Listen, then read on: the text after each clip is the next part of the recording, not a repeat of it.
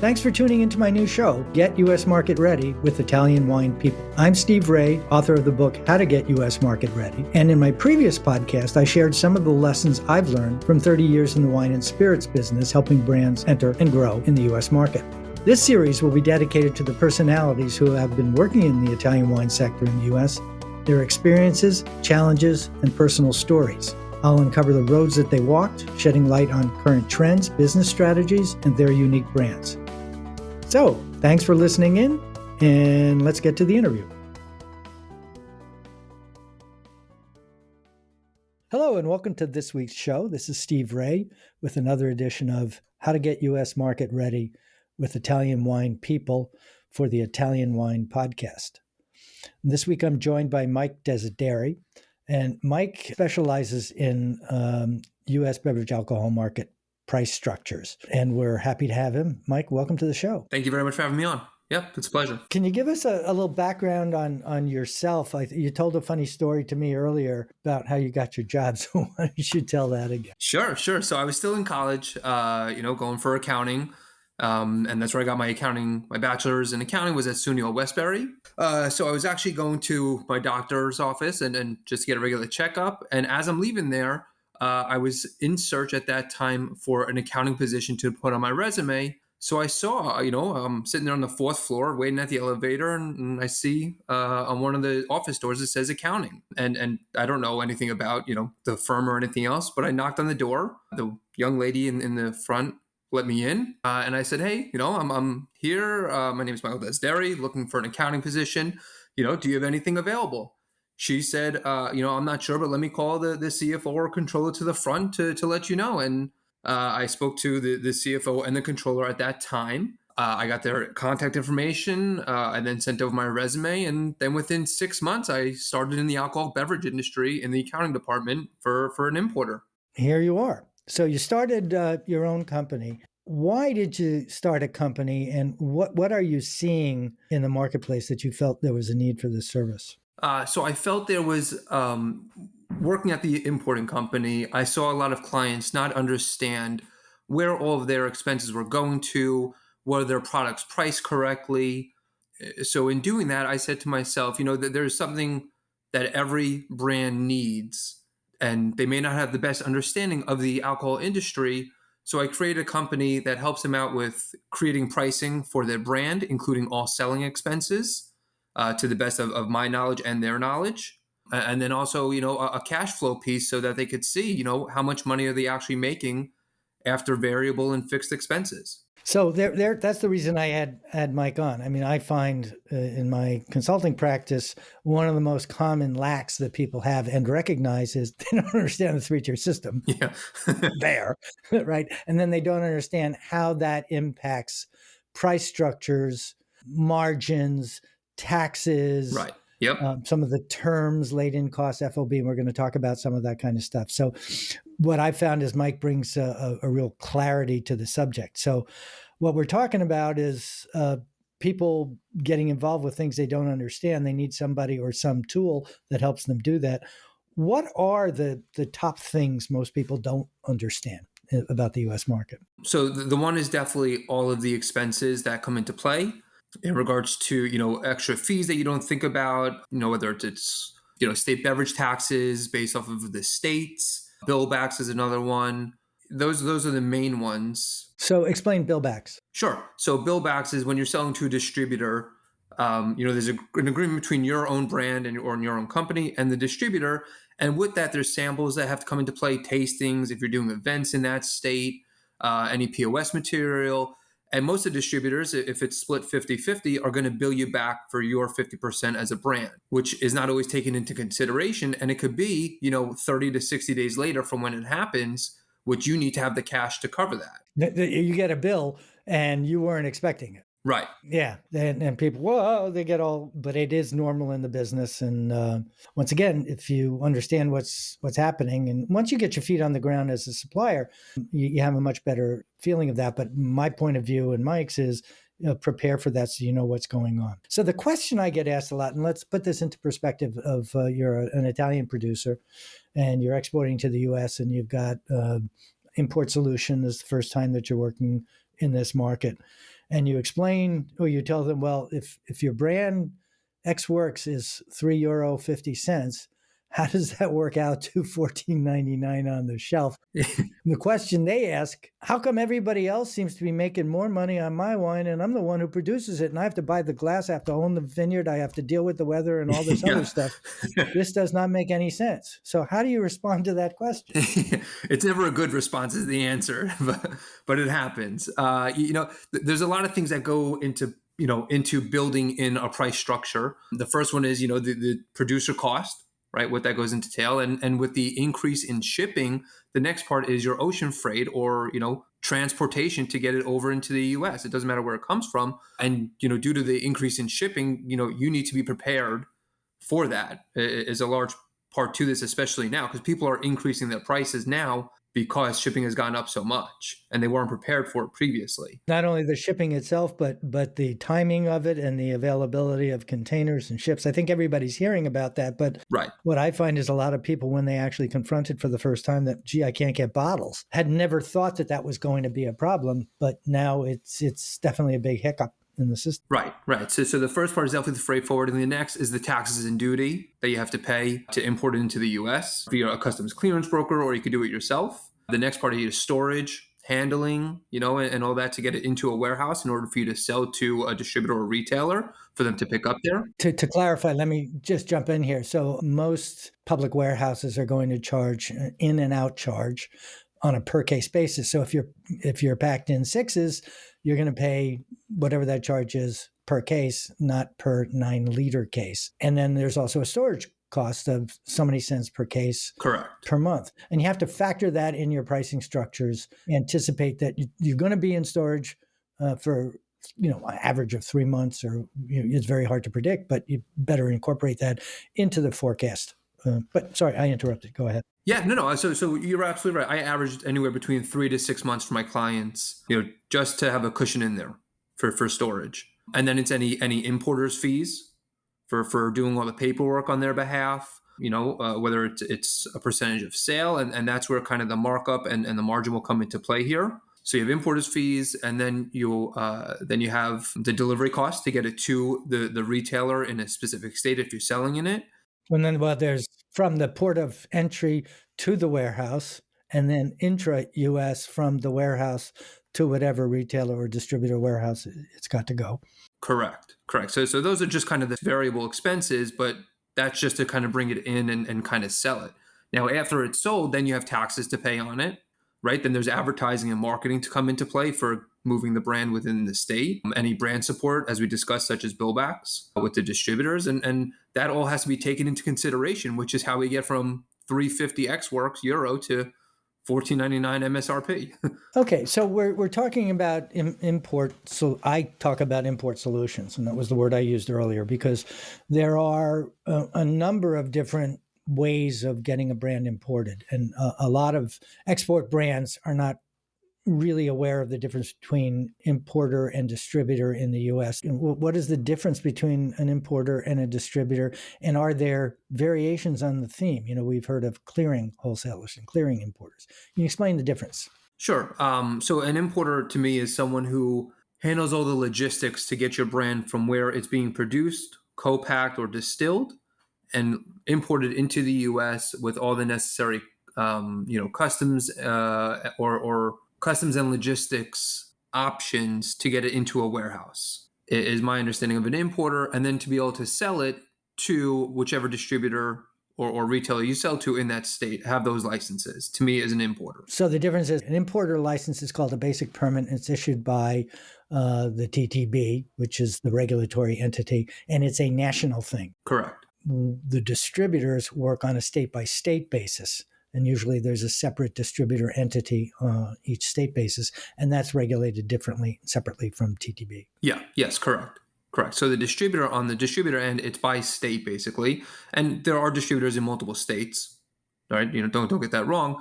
So you kind of work with them to sell the actual brand. The importers don't do really the selling. The distributor portion or your own brand itself does the selling. So the distributor is going to figure out how much the markup is that they're going to make, or the margin that they're going to make on the brand, in order for them to sell it to a retailer within that state. So the question I get a lot is, well, either what are the margins or markups? Usually the question is phrased as what are the margins distributors or importers and distributors will charge?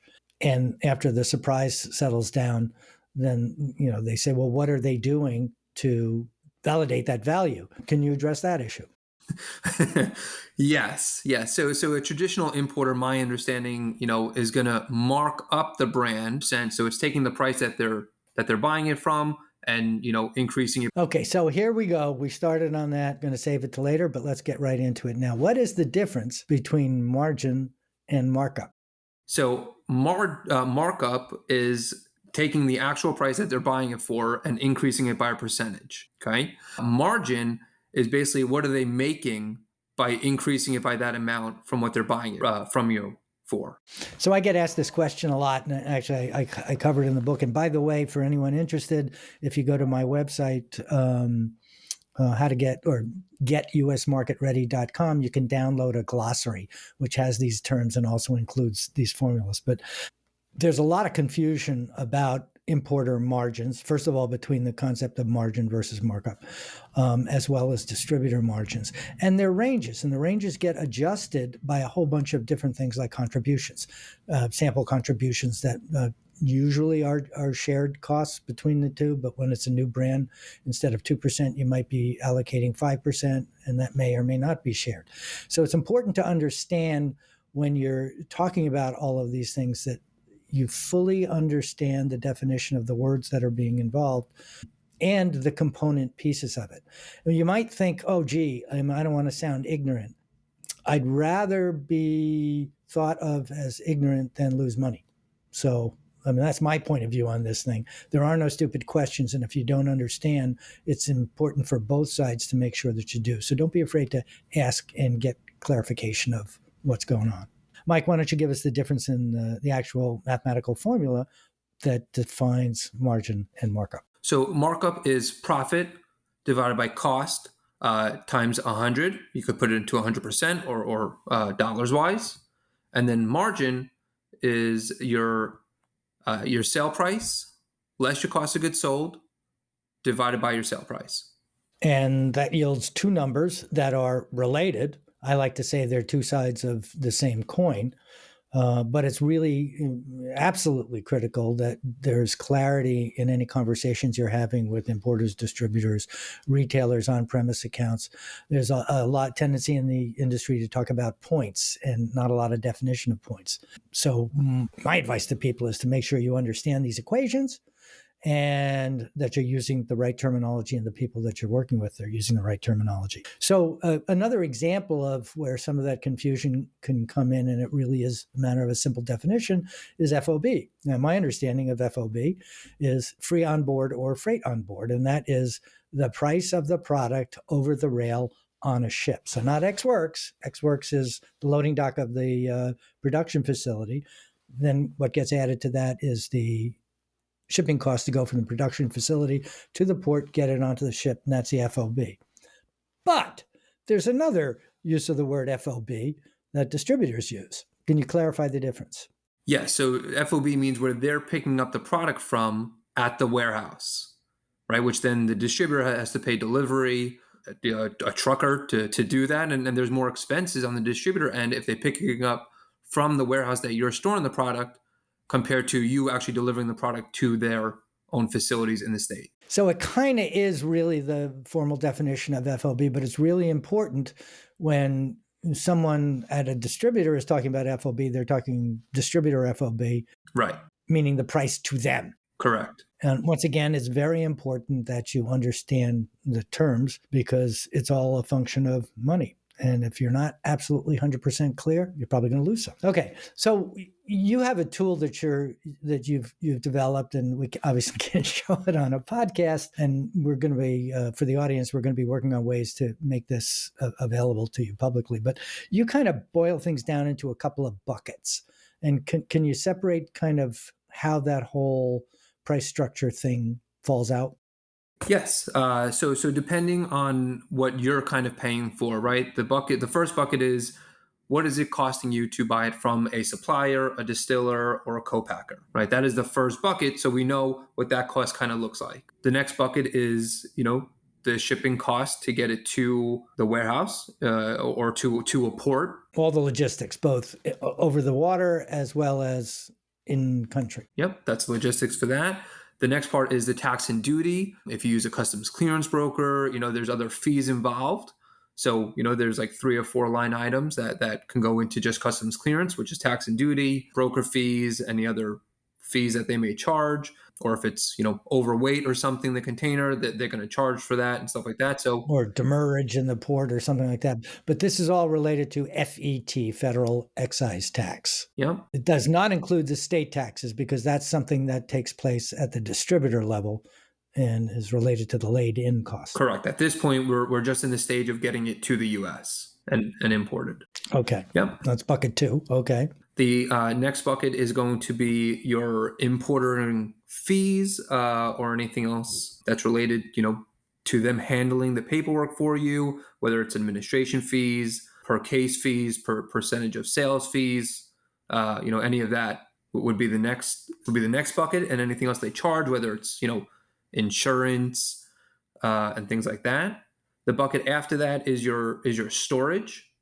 Or your warehouse fees, which is your in and out, like you mentioned earlier, handling fees, storage fees, pallet fees, repacking material fees, anything that's related to coming into the warehouse. And if it's not properly put on the pallet by your either supplier or your producer, and they have to redo it, that, there's all fees associated with that. It's not any free charges.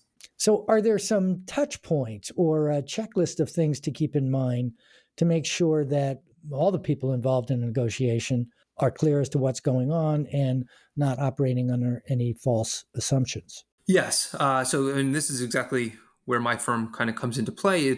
One is definitely the cash flow, right? And this is what I do for other clients. We have an updated cash flow either weekly, bi-weekly, or monthly. And we go over where does the company sit or how much cash is sitting in the bank, how many cases do we need to sell, over the next, call it 3 to 6 months, in order to make sure that we are just even breaking even and or making a profit. And this is based off of their own business expenses that we add into this as well. Something else is, we take the FET based over their production runs, the ocean freight, and the storage, which is all basically paid for upfront. And then, what people don't understand is that 90 days later or 60 days later is when you're going to start receiving cash from sales, right? And those sales are basically being... Isn't 60 days optimistic? It is. Yeah, I agree with you. But it can be where as soon as the product comes in, even if you're out there pushing and you get, 5 cases of sales to a retailer, you'll be paid in 35 to 60 days, hopefully, is the answer. Yeah.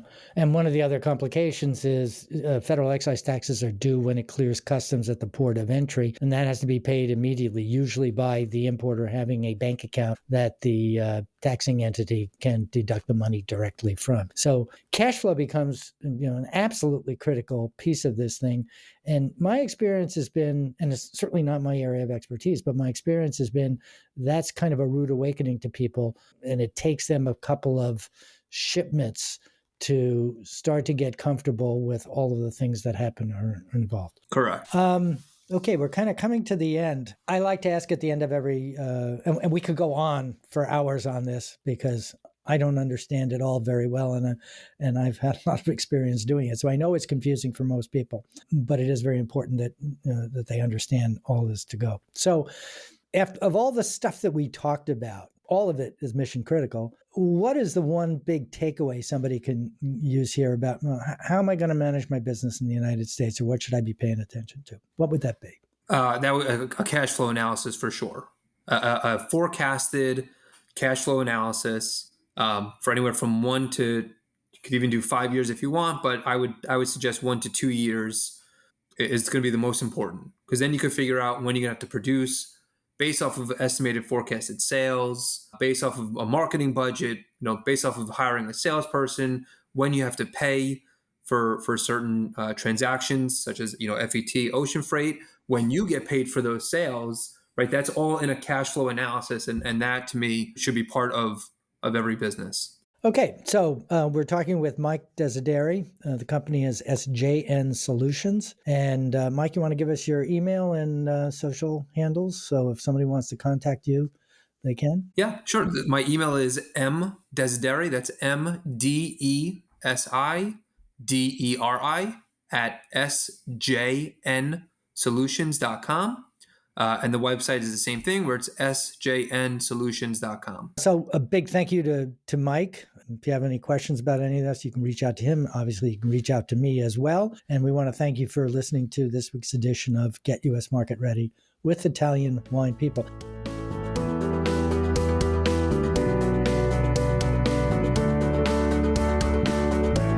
This is Steve Raye. Thanks again for listening on behalf of the Italian Wine Podcast.